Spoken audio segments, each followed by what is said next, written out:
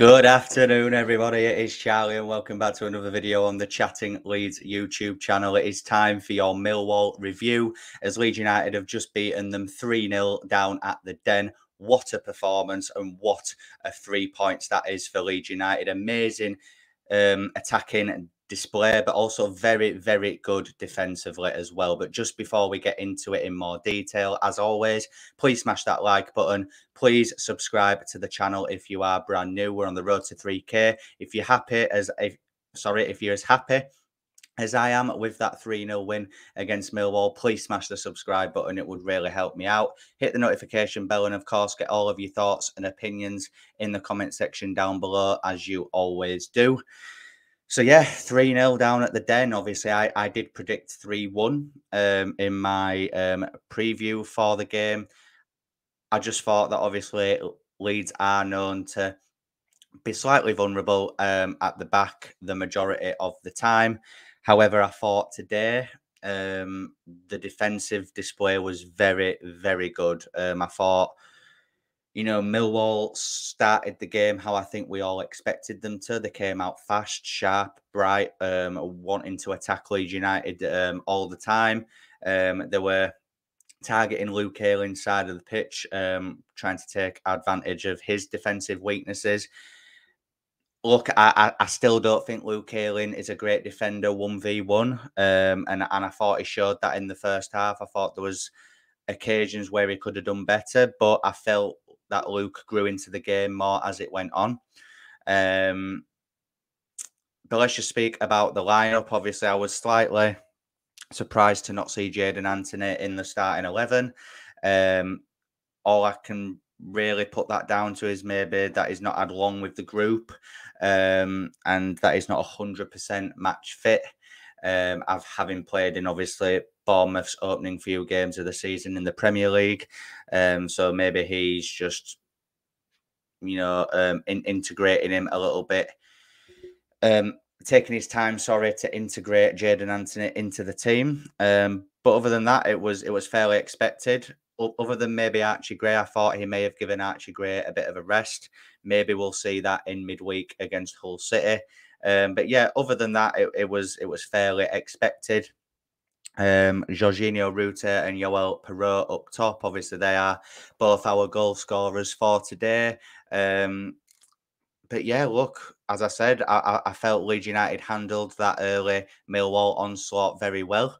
And they even spoke about that in the studio on Sky Sports at half-time, that, Leeds usually don't do well against teams that start that brightly, or we find it a little bit more difficult to get into the game. But I felt like once the opening 10-15 minutes were over and Leeds scored our first goal, I felt from then on in, Leeds controlled the majority of the game and were definite deserved winners in the end.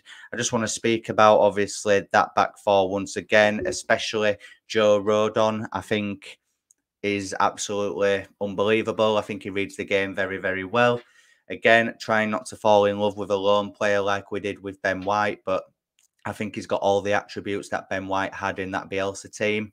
As I say, reads the game well, comfortable on the ball, confident on the ball, can really drive out of that back four with the ball confidently as well, and a very, very good range of passing. I think Pascal Struijk has obviously improved his game, having Joe Rodon alongside him as well. A lot more composed, a lot more calm at the back, knowing that he's got a quality centre-back next to him.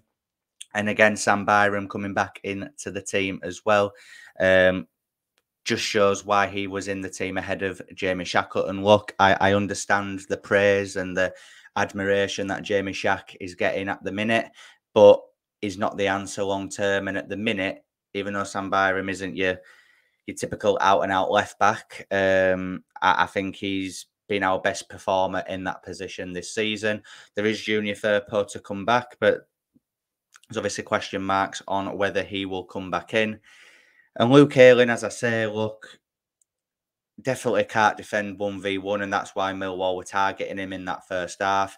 But I did feel that as the game went on, he grew into the game more and he started playing a lot more confidently. But I thought in the early stages, he wasn't having a good time of it. Moving into the midfield, Ethan Ampadu, yeah, I mean, he got player of the match from Sky. You could have given it to Perrault or Rutte, but I think Ethan Ampadu does a lot of things that go unnoticed very, very well. Interceptor of play, breaks up everything in the midfield, good range of passing. Again, cool, composed, knows his ability, knows that he's got good players around him, doesn't panic on the ball. And again, I think that's why Archie Gray is having such a good start to his time in the team as well, knowing that he's got Ethan Ampadu next to him that can help him, nurture him, and give good advice whilst on that pitch. And it was good to see that the substitutes bench looked a lot more stronger. You had Gruev, Kamara, Jaden Anthony, Dan James, Gellart. You had quality players that could come onto the pitch if needed, which, a few of them did in the second half and did really well. But obviously that front four, I mean, Sky Sports pundits kept saying it. If our front four can be bang on it throughout the whole season, I don't see a reason why Leeds can't be in the conversation for an automatic promotion spot now. I think if we can keep up that level of performance from that front four, then I think we'll cause a lot of teams some serious headaches. I feel like Hull on Wednesdays is another massive opportunity to go there and get 3 points and show our dominance as well. But in this game, I thought Willie Gnonto, he was getting fouled left, right and centre because they know how good he is for us. They were trying to get him out of the game as best that they could. Somerville, I thought, had a bit of a mixed bag. There was times where I thought it was really good. Other times where I felt that he was holding on to the ball a little bit too much in certain areas. There was a scenario in the second half where Ayling's asking for it on the right-hand side, keeps hold of it, and eventually plays Ayling through, but it's too late and Ayling's offside. And you could see Ayling having a word with him afterwards about that. But, he was okay, but I felt out of the front four, he was probably the weaker one today. I thought Rutter, I mean, the guy is seriously starting to hit some good form now. Yeah, against Sheff Wednesday, he had a bit of a mixed bag. Obviously, there was that opportunity that he flustered against Sheff Wednesday in the second half. But, I felt Ipswich really well, scored a very good goal. Today, I felt it was really, really good as well. And, his finish was really good as well. And then you've got Yoel Perrault scoring 2 good goals for Leeds United. The first one especially, his first touch was sublime and the finish was even more sublime. The second goal, I actually thought Leeds had messed that up because Rutter squares it back to Dan James. James can't finish it. But obviously, thank God that it fell to Yoel Perrault, who knows where the back of the net is, and he taps it in to make it 2-0 at that point. But yeah, look, as I say, I felt all 3 goals were really good, especially the first one. It was very well worked. Millwall fans and the Millwall manager were obviously annoyed at the build-up to that goal. Luke Ayling does not handball it. He uses his head and he does really well to actually avoid touching the ball with his hand. And the supposed foul that Yoel Perrault commits is not a foul. There's slight contact there, but I feel like Nisbet goes down a little bit too easily, which is why it wasn't given.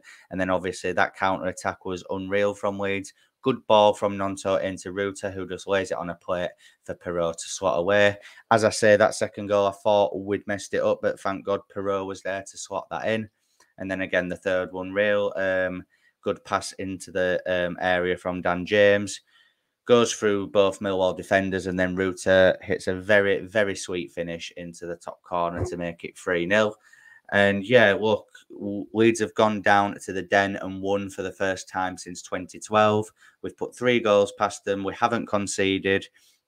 One player that I've not spoke about is Illan Meslier. Speaking of not conceding, I thought the first half he was very shaky and he looked visibly quite nervous and timid and weak. There was times where I think even the pundit said it at one point where he'd come out from a corner, he'd punched it out, but it just wasn't convincing and it was soft. And, as a keeper, you've got to be dominant in those areas. But I felt in the second half, he grew into it a lot more. He gained confidence, from the fact that the back 4 in front of him were doing a very good job. And overall, I felt we limited Millwall. Yeah, they had they had that first sort of 10-minute spell where I'll be honest, I felt they were all over us, but we handled it really well. We defended well. We kept the shape, kept the discipline, and we managed to ride that wave quite well. But yeah, other than that, they had the odd half chance. There was the one that Meslier saved in the second half from Bradshaw. But other than that, I don't really remember a period in the game other than the first 10 minutes when Millwall were all over us. I felt we handled them really well. We didn't play the occasion. We played the game. You could hear that the Den was quite loud, and I imagine it was quite intimidating to play in, given that their fans are not exactly the nicest bunch. But at the same time, you could also hear the travelling Leeds fans in full song.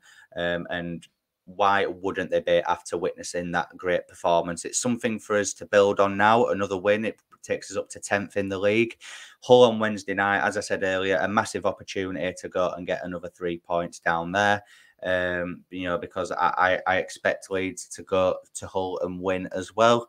And then obviously there's Watford back at Ellen Road on Saturday. So hopefully, there's a lot of points to be had this week, and today is just the start of it. But we'll leave it there for my review of the game today, guys. Really hope that you've all enjoyed it. If you have, please smash a like on the video. It really does help me out, get the video out there to more people. Please subscribe if you are brand new. Hit the notification bell. And of course, get all of your thoughts and opinions in the comment section down below. And I will be live on the channel tomorrow night for the last say, where I'll be getting your guys' thoughts on today's win. So I'll see you then. Cheers.